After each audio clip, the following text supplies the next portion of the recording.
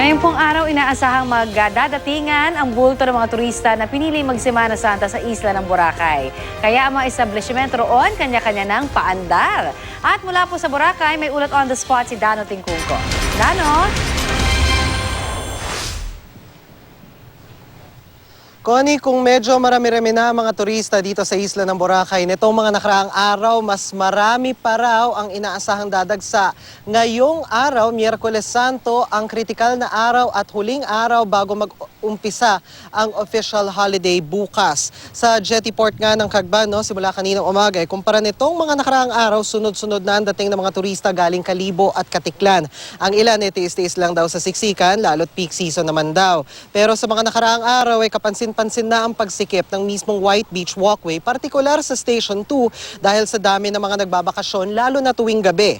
Matatanda ang tansya ng Boracay Tourist Assistance Center na posibleng pumalo sa 50,000 ang kabuuang bilang ng mga turista dito para sa Semana Santa at ngayong araw ang inaasahang bulto ng dating ng mga bakasyonista. Kaya naman hindi na rin katakataka ang samot-saring paandar ng mga establishmento dito para maakit ang mga bisita tulad ng walang kamatayang fire dance at live band. At sa ilang pagkakataon nga, mismo mga turista na ang nagpapaandar tulad na lang ng wrestling sa mismong tabing dagat. Yan ay nasaksihan natin kagabi.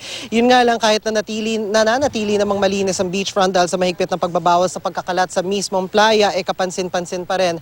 Yung sako-sakong basura na hindi na magkasya sa mga itinalagang receptacle sa walkway, yan ay nasaksihan natin kagabi, bagamat mabilis naman itong nahango bago magbukang liwayway.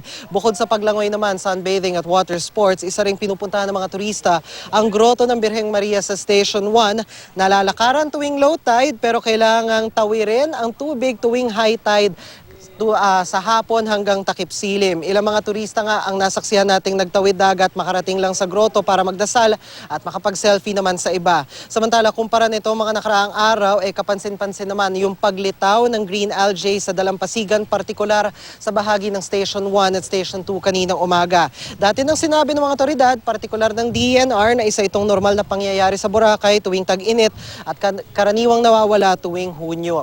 At sa mga oras na ito, Connie, kumpara sa nasaksihan natin ng gabi o yung mga medyo late night, ngayon medyo maaliwalas ang sitwasyon dito sa bahagi ng Station 2, partikular na doon sa walkway o yung daanan ng mga restaurant at mga tindahan. Pero inaasahan natin, dahil sunod-sunod nga yung pagdating ng mga turista ngayong araw, ay magbabago ang sitwasyon na yan bago maggabi. Connie? Maraming salamat, Dano Tingkungko.